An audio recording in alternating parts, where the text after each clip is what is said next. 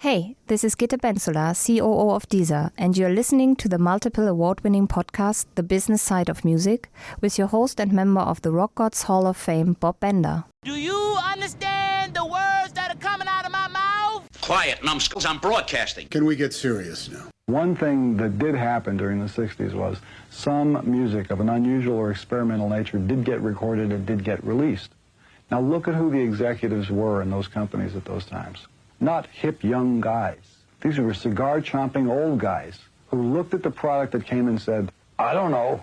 Who knows what it is? Record it, stick it out. If it sells, all right. We were better off with those guys than we are now with the supposedly hip young executives who are making the decisions of what people should see and hear in the marketplace. Success in the music business begins with a dream, a vision. This podcast will give you, the listener, the insight and tools to turn that vision into a reality. Meet the industry professionals who work day by day behind the scenes, helping to make those dreams come true.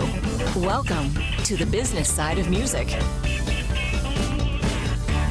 Passion and dedication are woven into everything that our guest today, Nancy Deckent, has done through her 20-year career in the music industry. You're not a newbie, are you? No, not at all. For 10 years, she played in bands, and for 8 years, she was a workshop coordinator for NSAI, which is the Nashville Songwriters Association International. She specialized in educating songwriters about the music business, which is very important, and in the craft of songwriting, evaluated countless songs and helped songwriters advance their songwriting skills. These experiences were all prior to her move to Nashville in 2013. You have since then founded, and you are the CEO of a company called Discover Sooner. Absolutely. And you're also the co-author of a book that was introduced to me by a mutual acquaintance of ours, Dave Lanahan. Way to go, Dave. Yeah, who we had on the show. Nancy Deckent, welcome. Glad you're on the show. Bob, thank you so much. Great to see you again. It's same here. And before the show, we were talking about how in the last 2 or 3 years, and I think it's probably been that long since we've had you on the show, things have changed rather dramatically in the music business. Mm-hmm. The songwriting royalties seem to keep going down and down and down. Mm-hmm. But there are other ways for songwriters to still make money. That's right. And that's part of what this book, The Songwriter's Guide, that you wrote to protecting your songs and collecting your money. So let's just dig into it. What was the initiative or the drive to write this book? Well, it's a chance meeting, maybe not so chance, with Bill O'Hanlon and Leslie Bowe, and I hang out at the Red Door Hang, a couple times a month. Zach Green has that. They started talking about, hey, we need to do this book about where all the royalties were coming from. The royalties, the book that we wanted when we first landed in town. And later on, I was talking with Bill, and I said, and he's, invited me into it. And I was like, yeah, I definitely want to do this with you guys. And so September of 2023, these guys provided me with all of the basic information. And at that point, I became the editor-in-chief of this thing. Right. Yeah. No small feat in itself. No small feat. And really our goal was, let's make this so that, first of all, so it's not 300 pages long, something that's short, easy, and to the point. Right. Okay. And something that does allow you to get the information as quickly with your eyeballs as it's, I'm not a big reader. I don't, I'm a little dyslexic here and there, and anything that I need it to be easy to read. And so, that's part of what our goal was, to just make it so that people could get it and get it quickly. So let's start going down the book. It's got, let me see here. It's got 12 chapters within That's the book. Right. I can count. And so let's start off with chapter 1, if you don't mind, which is really the big overview. Songwriters, people who write music and want to collect royalties on it, complicated or simple? Okay, well, let's say that it's complicated to try to find all the places. But once you find the places, then it's a lot of work. I'd say there's a lot of work. We get paid in pennies and micro pennies sometimes. And, you have to work hard to get your paycheck. Yeah. It's not just, you writing the song and putting it into your performance royalty organization. There's more that you can do to up and increase your income, like, taking your songs that are released and getting them on the MLC, the Mechanical License Collective, and other places too. So you kind of have to know what this landscape is in order to get the money that's really waiting for you. Yeah. If you just sign up. And where are these places? The MLC is not really commonly known among a lot of songwriters, is it? Right. Okay. So, and real quickly, the Mechanical License Collective underneath the MLC.com is a phenomenal organization, and they were an outgrowth of the MMA law that was passed a couple of years ago. Basically said that the Spotifys of the world said, hey, we don't know where all the songwriters and publishers are. We can't get any mechanical licenses, licensing payments to all these people. We'll never be able to do it. And the music industry, including Bart Herbison over at NSAI and David Israelite, who heads up the NMPA, the National Music Publishers Organization, they said, we'll set up, they all agreed to set up the MLC, where songwriters and publishers could go there and claim their songs. Right. If a song went out, and this way, it would be easy for the Spotifys and the Apples and all the people who were playing our music to be able to make a royalty payment. And so all that money is always sitting there, but you have to claim it. But you, as a songwriter, you have to first enroll into the MLC. That's right. Yeah, it's not going to just mysteriously find you. That's right. Exactly the same as your PRO. Once you sign up, and then you have to register your songs. Not all that easy, but it is doable. And these days they give you, lots more video tutorials than they used to. But the MLC is not for every song you write. The MLC is for the songs that are released by artists. So if you are the artist and maybe you wrote 40 songs, but you only put 5 of them out, well, you take those 5 songs, get them into make sure they're in with your PRO, ASCAP or BMI, and then you have to go over there to the MLC and claim those 5 songs. Because the PROs they're not going to do that work for you. That's right. Yeah. That's right. You have to do it on your own. I had this conversation with someone over the weekend about, what is the future status of a songwriter? It used to be, it was a living. You made a living at songwriting. And so much more of it is now almost becoming hobbyish, if that is a word. And we have to be real careful about that, because if that happens, we start to see, at least in my opinion, we start to see the demise of the songwriter. And we don't want that. Right. That's right. Yeah. And you need to be paid for what you create. That's right. There are other outlets too, you said. You said there were 13 different? There are 13 royalties, okay? And I never knew there were 13 royalties. Well, and some of these that just automatically you can get because you sign up. And some of these are royalties that you have to go for. Like we put sync in here, getting your songs in TV and film.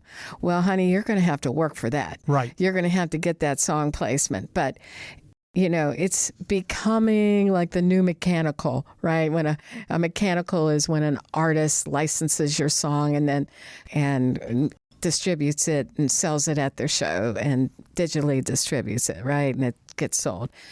Well, that doesn't pay very much, so a lot of us are going towards trying to adapt our songwriting skills to be able to be good for TV and film projects. And I mean, this has been over the last 10 years. Everyone's been making this shift. And it is just as challenging as getting some artist you don't know to record your song. Right. And it's a different kind of writing. It's a lot less, specific. It's a lot more general. It's more emotional images. But everyone should know about this and start thinking about it. And learning the needs. I mean, because there's money there. There's a lot of money, but you can, sync placement can be anywhere from, $300 to thousands and thousands of dollars. Obviously, the $15,000, $30,000 ones, 45, 60. You have to be some kind of insider to make that happen, right? But you can do it if you want to take your music in that direction. That's a whole thing that has opened up to all of us as an alternative, where it never used to be open before. Because as you know, you sit down and listen or watch any TV show, anything on Netflix, you're going to hear Bridgerton. Think of the great music that's on there. And cover songs, artists covering cover songs put out there are a lot less expensive than the actual artist who, than a Bruno Mars, somebody who sounds kind of like Bruno Mars and does a song in that style. These cover songs, they're really a big deal over in sync. So you need to had the talent to record the song. You got to meet these music supervisors and the professionals to do that. And it's just as hard as meeting all the publishers here in Nashville. None of this is easy. You have to knock on a lot of doors, but it is really possible. And there's a lot of people and a lot of publishing companies, a lot of individuals really going down that direction. So that could be a lot of people just do that for a living. And correct me if I'm wrong, but in many cases, the music supervisor for that film or that television show or video game or a commercial on TV. Big deal. Getting to know them, a lot of that has to start with networking. Yeah, and how do you do that? Well, you go to the Taxi Road Rally. You go to the Durango songwriter thing out in Ventura in Durango, Colorado, where various individuals put on, these sort of meetup opportunities for songwriters to meet with publishers and the music supervisors. Yeah, once again, there's something else I didn't know. Don't necessarily expect to be able to put music in their hands right there, but be prepared just in case. Actually, I mean, for like the Durango events that are there, you meet that music supervisor plays your song, and it's like one of these group things, right? Everybody hears a verse chorus of your song, or you maybe got 3 minutes to talk to people. They have 3 minutes to talk to you. But when your music connects with someone, they're going to give you their email. Yeah. And then are they going to call you back? They're going to email you back? Lots of times not, but you're there, you're part of it, you're meeting other songwriters. There's a heck of a lot of value for those kinds of events. And there's some here, oh my gosh, the Nashville Film Festival. We do this right here in Nashville. Every single September we do it. And last year I met 3 music supervisors by doing that. And they were lovely, and they heard my music, and they gave me their email. And, I haven't got any placement, but, you have to build up you got to build up your catalog. You got to understand what they represent. And it's all about relationships. Oh my God, it's all about relationships. That's the thing. We're going to take a break. We're going to get a word in for a couple of our sponsors here on the show. And then when we come back, we're going to have some more conversation with Nancy Deckant, who is the co-author of the Songwriter's Guide to Protecting Your Songs and Collecting Your Money. You're listening to the business side of music. This is Mark Allen Barnett, singer, songwriter, creative coach, and mentor. Are you an artist or songwriter, or a family member or friend of someone who is? Are you trying to find your way through the often confusing world of today's music business? I'm here to help. Over the past 40 years, I've written and recorded hit songs, have had more than my share of live performances, and have seen the ups and downs of the music industry and what Music City, also known as Nashville, has to offer. I'm here to share that information with you. The Mark Allen Barnett Songwriting Tours of Nashville are a one-day to multi-day private interactive workshops developed to help you discover your best approach to songwriting, performing in front of a live audience, along with the correct way to network within the music industry. Our workshops are based around what you need to know. While in Nashville, you get an insight from behind the scenes, learn about the history of Music City, separate fact from fiction, and give yourself or a loved one the time of your life. This workshop makes the perfect gift for someone you love who wants to get their foot in the door of the music business the right way. For more information, go to www.markallenbarnett.com or www.musicchoosesyou.com. Remember, you don't choose music. Music chooses you. When you have a Korg synth at your fingertips, the possibilities are endless. Be it digital, analog modeling, altered FM, wave sequencing, or the multi-engine synth, Korg gives you easy access to a variety of features to help you get the perfect sounds quickly. Whether you're a professional musician or just starting out, Korg truly has a synthesizer to help you express yourself. Visit Korg.com or your favorite Korg dealer to get your hands on one of their products to create new music always. Korg, the official sponsor of the business side of music. You're listening to the business side of music. Back in the studio with Nancy Decant, who is the co-author of Songwriters Guide to Protecting Your Songs and Collecting Your Money. There is so much, and let's preface this by saying this isn't legal advice that you're giving out. That's right. But this is songwriting advice, songwriting tips, songwriting resource material for you as the songwriter to get your music discovered and placed. Whether it's with an artist or it's a film or it's a television show. And so, we kind of painted a big, broad brush stroke of what this all covers, but there's some other roads you want to go down. Okay, let me back up for just 1 minute and say that in our chapter 1 is the big overview. By the time you get to page 9, there is one big chart that has all of these royalties on it. It has a description of the royalty. It has there's 2 sides to every song. There's the composition, the lyrics, and the melody, and the sound recording. And it will tell you if that royalty is for the composition or the sound recording. Oh my gosh. And where to go get it. All by page 9 in this one big chart right there. Boom. So oh my gosh. That overview page will help. You'll look at that and you'll say, oh, I got this, I got that. No, I ain't got that. Okay, go to that and go find that one. Right. So that was as a songwriter, you got to do a lot of homework. Yes. But it's going to pay off hopefully in the end. That's right. Yeah. So let's talk about obviously there's performance royalties and there's mechanical royalties. Let's go down that road. Okay, really quick here, because a lot of people do know about performance royalties, BMI, ASCAP, CSAC. These are when your song is played, in public. Yeah. On radio. And even these days on social media, if you're sitting in your bedroom and you play your song on social media, on Facebook or Instagram, you don't really get paid for that.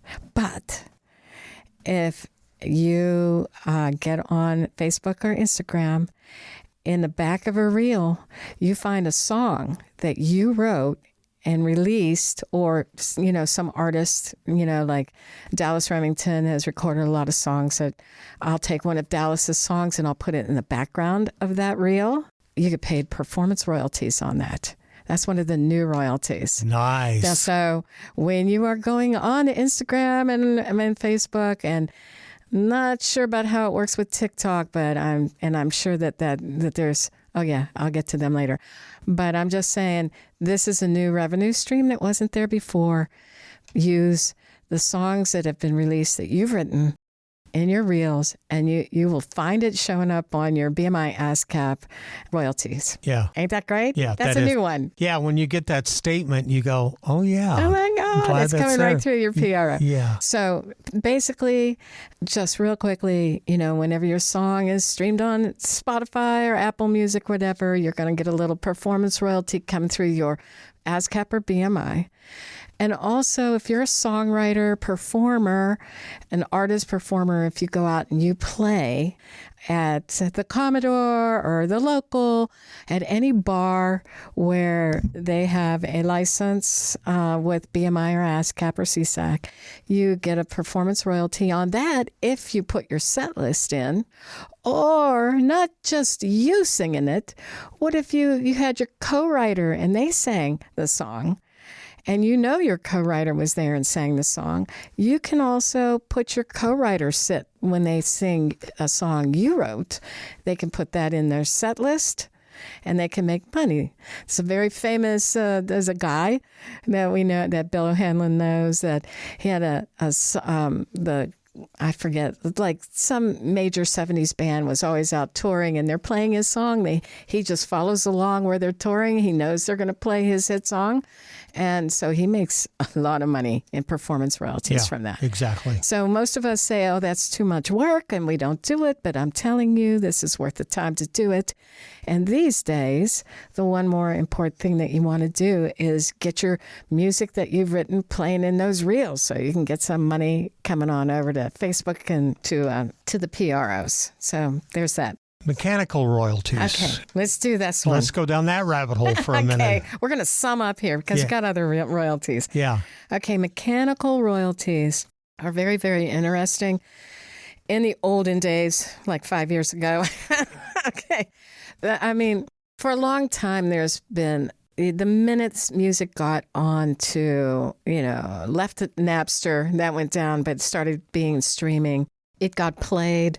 When it gets played on Spotify, they didn't want to pay any performance royalties, but there's also a mechanical royalty that goes along with that. For whatever reason, you can't just pay on a performance royalty, you need a mechanical royalty that gives you the right to use the sound recording. So hence, they set up the MLC to collect United States only mechanical royalties when it's playing on Spotify and Apple and, Deezer and all that. Okay. And so directly, the songwriter can go sign up with the MLC and start, claim their song or put their song in there and say, I know this artist is putting my song out and enter the song in. As long as you got to kind of have it with your PRO first. Get it with your PRO, then get over there and get it on the MLC. Well, what's really interesting about that is that's only part of the story because they're only paying, the MLC is only collecting for the United States. And so what happens when they're playing your song in France? Where does that go? Well, as if it wasn't challenging enough, that money goes to the artist who, to the distro kid, the CD Baby account of the independent artist. I mean, if you're a major label artist, that's one thing. Because you have a major label that's taking care of you. Yeah, but we're talking about independent artists who are putting their music out on CD Baby and, TuneCore, DistroKid, STEM, and all these other places. So international mechanical royalties are going to the artist who put the song out. And this is why, even still, we need to get a mechanical license. We as songwriters need to get a mechanical license from the artist or give a mechanical license to the artist who wants to put our song out there. And they need to pay us the royalty. Right. Well, what is the royalty? Okay, well, this year, the royalty is 12.4 cents for a download, a CD sale, or a vinyl sale. And that's actually gone up, right? Yes. Last year it was 12 cents. This year it's 12.4, and it's now connected to the cost of living, the COLA, the COLA, the cost of living. And next year it'll probably go up again. Right. Oh my gosh. So that means if an artist sells 1,000 downloads, that would be times 12.4 cents per download for all of the songwriters. And that would be like $124 on 1,000 downloads, CDs, or whatever. And if you kind of, if there are 3 of you who wrote the song, 124 divided by 3, and then it's some portion, that's your portion up on 1,000. It's still gas in the car, our groceries. Right. Yeah. So, you can't overlook any of this because it's all cumulative at the end of the day. It all adds up. That's right. So, and when it came time to do this, the people at the MLC are some of the nicest, most customer service-oriented people in the world. But I really held their feet to the fire. And I said, and I wanted to know, hey, MLC, is that 12.4 cents when there's a download on Apple and Amazon coming through the MLC? And they said, oh, no, it's not. They're a pass-through company. They pass that on down through the music distributor. And Apple and Amazon are the 2 biggest purveyors of downloads.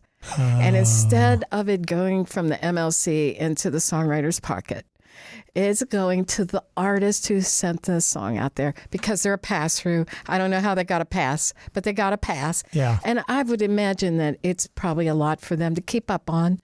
But so therefore, this mechanical license, we thought, oh my goodness, the MLC is collecting all that. No, they're not. The biggest purveyors of downloads and stuff like that is not collecting that. You have to get that from the artist. So again, we need a mechanical license. And guess what? In the book, we give you a sample mechanical license that a lawyer reviewed. You might need to architect it a little bit more for your situation, but it's a basic one. So you, songwriter, are equipped to get this book. I got 7 essential agreements in this book for you, Chapter 11. And if you go to our website, there's a download on it for you. So mechanical license, it is complicated. It really is. But once you do the first one, you got it. You got it. Yeah. Yeah. And I say, do it. And when you do it, record it on Zoom so you can have a recording of yourself doing it. So that's how I remember doing everything. Yeah. I was like, this is complicated. That's a good way to do that. Yeah. Or if you're, I actually use Loom, which is really great to record my screen, and boom. This is how we do it, yeah, because I'll forget. If you only have to put a song in the MLC once or twice a year, you're probably going to forget. So record it for yourself. You have your own little video library. How's that? We're going to take another break, get another word in for a couple more of our sponsors, and when we come back, we're going to have some more of this enlightening or enlightenment conversation with Nancy Decken. You're listening to the business side of music. Branding. What is it really? It goes by many names. Marketing, licensing, and image. When in reality, it's 7 key branding formulas that all need to harmonize perfectly. Mess up just one formula and you have compromised the whole brand build. Dead Horse Branding facilitates all 7 formulas under one roof. Building, promoting, and marketing all brands at all different stages of their level. We are a marketing team's dream, and we were built to service talent, artist managers, record labels, independent artists, iconic brands, legacy estates, and startups. Rooted in music and seated across other industries like fashion, various talent, hospitality, authors, interior designers, lifestyle brands, and corporate entities. The 7 branding formulas do not discriminate. 7 branding formulas, all in one swift movement. Sick of beating that dead horse? Come to Dead Horse. Please visit us at deadhorsebranding.com or send us an email to info@deadhorsebranding.com. As a musician, you have a dream. That vision of what success looks like for you. Though it's not only about the money, money is a part of it. Whether you've been extremely successful or just striving to maintain a regular cash flow, you need a plan. Money Concepts can help you develop a customized plan to achieve the financial stability and success you want. For over 40 years, Money Concepts has been providing holistic financial planning services to individuals, families, and business owners. As an independent firm, Money Concepts and their associates are committed to always represent the best interest of the client. It's really about independence coupled with committed benevolent interest, which means that they can represent your client, not a product supplier. It's not about selling products. It's about helping you achieve success. To learn how this can benefit you, contact John Adams at 737-867-9309. That's 737-867-9309 for more information. You're listening to the business side of music. Back in the studio here in Nashville, Tennessee, the business side of music. We have Nancy Deckant in the studio, who is one of the co-writers of the Songwriters Guide to Protecting Your Songs and Collecting Your Money. And during the break, you had actually mentioned that we're going to talk about Chapter 7, which is royalties from direct licensing. And no sooner do you write these chapters, you write these books, and some of it becomes almost out of date. Right. Yeah. Well, let's talk about royalties from direct licensing. Well, there are certain companies that are using, like Spotify, in their product. Think about Peloton. Peloton, we're all exercising to Peloton, and they're using Spotify. But it's in a product. It's not a consumer use. You're paying for consumer use on a subscription. And so the NMPA, National Music Publisher Association.org, they went to the Pelotons of the world and said, no, you can't be using that in your product without paying us. And they didn't want to get all signed up with the PROs. They'll license it directly to publishers and songwriters who sign up with us. And so each year I play Money for Nothing and Your Chicks for Free, honest to God. I belong to the NMPA. Okay, it costs them $100 a year, but they have opt-in agreements with various companies that they go and do like settlements with. And this is for use of streaming of music in their product. In their product line. Right. Yeah. And so I sign up with NMPA, and every once in a while, a couple times a year, they'll reach out to me and say, with an email that says, hey, you want to opt into this agreement with Twitter, with Snapchat, with whoever? I'm like, oh yeah, I want to opt in. And then I just sign the agreement. They know what they're doing. David Israelite and that group over there, they are really on it. They are holding everyone's feet to the fire. And so I opt in, and boom, then I just got a check in the mail. And I have a very small publishing company. When you think about money, I'm just not Sony. Right. Okay. And the amount of money that you make is relative. You're like in a pool with everybody who's at your financial level. So, I don't know what the big boys are making out there, but I don't know. I'm making a couple $100 a year just from signing some opt-in agreements, and I'm happy, you know, because that's what my company is at, a certain financial level, along with a lot of other people. So. And I think the old adage goes into play that you count the pennies and they turn into dollars. Right. When you get a check for $112, you feel pretty good. Once I got a check for $2,800, and I haven't had one since, but I was like, what? I almost fell off my chair. Nice. This is the most money I ever made as a publisher here. And if you are a songwriter, you can belong to this if you have music. If you don't have any music out there in the world, I think you're going to have a hard time proving your case. But if someone is recording your songs, or even if you're releasing your songs, you're a working publisher, you are a self-administered songwriter, which means you are a publisher, and you can belong to this thing. So there's not some big test. Is there information, resource material in this book to help you do that? That's right. Yes, absolutely. Chapter 7 is right there. And guess what? there's not just one companies like that. There's also another place called Music Reports, musicreports.com, Music Reports Inc. I have the same thing. Well, TikTok is with them now. David Israel at the NMPA went and got TikTok to pay, and they said, we don't want to belong to you. We're going to belong to Music Reports. So Music Reports, I get the same kinds of checks from Music Reports, the same kind of opt-in agreement. But this is what I was trying to tell you between. I just found out that last week that Music Reports also allows you to put in your catalog of released songs, and they will also pay you some kind of mechanical royalty. I'm not absolutely 100% sure, but if you have a released song, just like on the MLC, you want to put that released song into Music Reports. I was talking to Donna Britton-Bukevic, who is a music supervisor, and I was telling her about Music Reports, and she goes, I used to use this site.